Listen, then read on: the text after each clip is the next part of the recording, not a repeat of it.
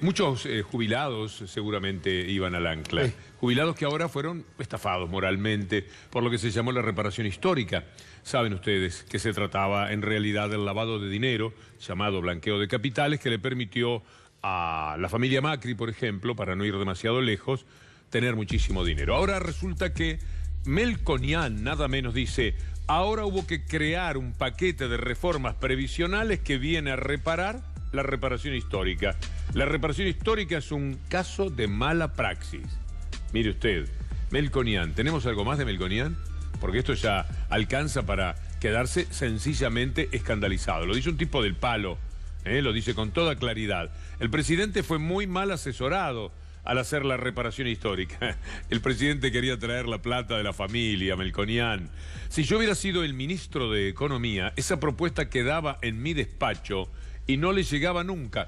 Lo cual, de Melconian uno puede pensar de sus ideas económicas en sentido contrario, pero no jugó mal cuando estuvo en el Banco Nación, al parecer, por algo no está en estos momentos en el gobierno, y dice, desde adentro del espíritu neoliberal, que lo de la reparación histórica fue un cuento. Claro, no avanza más de lo debido respecto a por qué los Macri hicieron esto. Hablemos del tema ahora con Julia Estrada. Víctor Hugo, así es, vamos a tratar de vincular una discusión que tiene que ver con el fondo de conurbano, esa devolución que está reclamando la gobernadora de la provincia de Buenos Aires, María Eugenia Vidal, que está ante la Corte, y que el gobierno nacional pretende que la Corte no falle, porque fallaría obviamente a favor de la provincia de Buenos Aires, y eso dejaría muy mal a las arcas provinciales, y pretende un acuerdo con los gobernadores que haga que se le devuelva esa plata a Vidal, pero se compense de alguna manera repartiendo el 100% de impuesto a las ganancias. Esto que acabo de decir voy a tratar de explicarlo con algunas placas que muestran qué significa eso y cómo impacta en los recursos del ANSES. En primer lugar, quiero explicar cuáles son los problemas de las provincias, que son 3 y tienen que ver con la política económica del actual gobierno. Hay una reducción de ingresos brutos, está planificada en la actual reforma fiscal. Eso impacta directamente a las provincias porque no es un impuesto nacional del Tesoro Nacional, es un impuesto de las provincias. El que es del Tesoro es el IVA y el IVA no se toca. Hay una concesión del Fondo del Conurbano precisamente a una provincia que es provincia de Buenos Aires y eso va en desmedro del resto de las provincias. Y hay un creciente endeudamiento en dólares. En algún momento también eso se va a tener que pagar. 3 razones por las cuales el gobierno nacional dice, bueno, no se preocupen, le dice a los gobernadores. Vamos a hacer que el impuesto a las ganancias, que, escucha esta cifra, son 550.000 millones de pesos al año, uno de los impuestos más grandes junto con el IVA, el impuesto más grande en realidad junto con el IVA, se reparta el 100% a las provincias. Vamos a una segunda placa, porque todo tiene que ver con todo, y vamos a mirar cómo se financia el ANSES. ¿Para qué? Para ver qué pasa si ese impuesto a las ganancias se reparte el 100% de las provincias.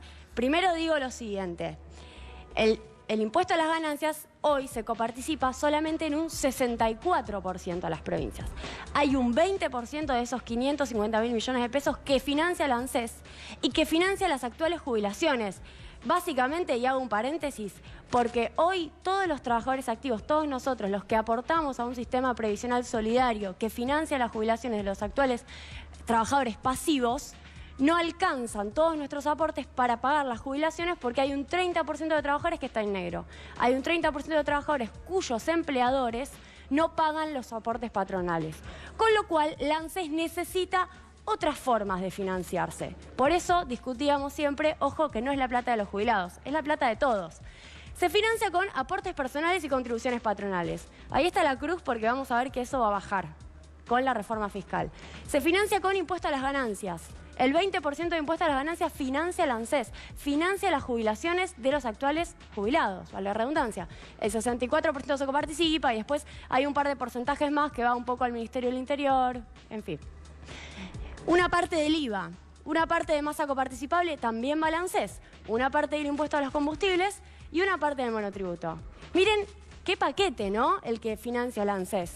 Porque esta parte es la que nunca se cuenta. La ANSES no se financia solamente con los aportes y contribuciones, se financia con varios impuestos que pagan todos, incluso aquellos más humildes que viven en villas de emergencia, compran la leche, pagan IVA y además terminan haciendo un aporte al ANSES.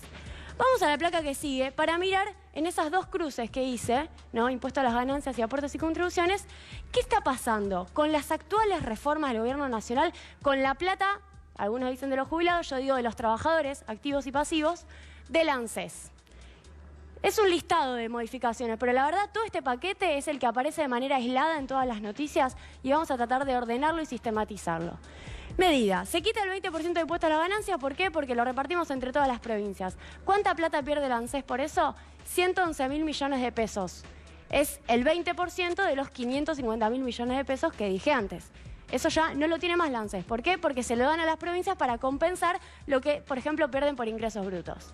Este segundo punto es el acuerdo que firmó Frigerio. No sé si recordás, Víctor Hugo, que la Corte Suprema de la Nación, apenas asume Mauricio Macri, dice vamos a devolverle a San Luis, a Santa Fe y a Córdoba el 15%. Bueno, Frigerio se sienta después con el resto de las provincias y le dice, bueno, a ustedes también les vamos a devolver. Y les vamos a devolver el 3% de ese 15% en 5 años. O sea, por año la ANSES está perdiendo 12.000 millones de pesos de ingresos de ANSES que ya Frigerio pactó con las provincias que se los va a devolver por año. Tercer punto. En teoría, manotazo, dijeron del gobierno nacional que la ANSES va a recibir el 100% del impuesto al cheque, porque hoy recibe menos, recibe el 70%. Entonces, recibiría un ingreso adicional de 50.000 millones de pesos. Ahora, yo quiero decir la letra chica. En la reforma fiscal habían dicho que se eliminaba el impuesto al cheque. Ahora salieron a decir ayer, a las apuradas, porque se dan cuenta del agujero fiscal que están provocando, que le van a dar todo el impuesto al cheque al ANSES. Por ende, parece que no se toca. Contribuciones patronales. Esto está en la reforma laboral. Si efectivamente pasa el blanqueo por el Congreso, la ANSES va a tener un agujero de 42.000 millones de pesos. ¿Cuánto da esto? Hasta ahora estas 4 cosas. Un agujero del ANSES de 154 millones de pesos solamente para 2018. Por esas 4 modificaciones. ¿Cómo cerramos ese agujero? ¿No? ¿Qué hacemos? Y acá viene lo que dice Melconian. Uno de los cálculos que uno puede hacer es que si efectivamente se implementa la actualización de las jubilaciones por inflación y se deroga la ley de movilidad del año 2009, es que habría un ahorro, con muchas comillas, de parte del ANSES en el gasto que tiene con las jubilaciones, que es cercano a los 100.000 millones. Nosotros estimamos que la suma de jubilaciones, AUH y asignaciones familiares, si se actualizan por inflación, hicimos una estimación muy básica de 1% de inflación mensual para el año que viene, serían 100.000 millones de pesos, tapando un agujero autogenerado por estas modificaciones. Para decirlo en castellano, los jubilados van a financiar los desequilibrios provinciales generados en el marco de esta política económica. Es una sábana corta, porque en ningún momento se le cobran los impuestos a los que más tienen. Bravo, Julia, ¿eh? Bravísimo. Una verdadera cátedra, una charla de esas que suelen ofrecerse para que podamos entender un poco mejor. Y Cristian D'Alessandro, un aporte más a todo este tema. Bienvenido, ¿cómo le va? Bien, gracias por invitarme, Víctor. No, un placer, como siempre. Hablamos de estos temas y enseguida pensamos en usted o en Mirta Tundis, bueno, en general, gracias. O en el doctor Fernández Pastor. Dos maestros, Mirta Tundis y Fernández Pastor. 2 maestros. ¿Verdad? Sí, sí, sí. De hecho, yo hice la maestría con él. Bien. La diplomatura, mejor dicho. ¿Qué le parece todo esto? Bueno, las palabras de Melconian, que vienen a reparar la reparación histórica, yo diría que la reforma previsional viene a reparar aún más, o vendría a reparar aún más, los bolsillos de algunos empresarios del gobierno. Para que se sepa siempre de qué estamos hablando, si quieren poner, aunque sea en media pantalla, lo que dijo Melconian es muy interesante porque es Melconian el que lo dijo, ¿no? Pero viene a reparar la reparación histórica. Están tirando la pelota a la reparación histórica. Yo me focalizaría en la reforma previsional. A ver, una reforma previsional que viene a subirle la edad a los trabajadores insalubres, penosos, riesgosos, como dijo el presidente de la Nación, mezclándolo con lo privilegiado. ¿Y quiénes son los trabajadores insalubres, penosos, riesgosos? Los albañiles. Qué casualidad, o los peones rurales, qué casualidad que un gran empresario amigo del gobierno tiene una empresa de la construcción que puede verse beneficiado subiendo la edad jubilatoria de sus albañiles para que trabajen hasta más de los 65 años. O un ministro nuevo que es estanciero y que tiene peones rurales trabajando en condiciones infrahumanas.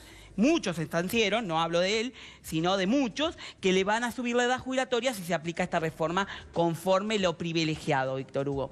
Entonces, tirarle la pelota a la reparación histórica, que es mala, porque es pésima y los números están demostrados, hace que yo vaya ya no por la reparación histórica, que es pasado pisado, sino por lo que se viene. Ahora bien, ¿sabe, Víctor Hugo?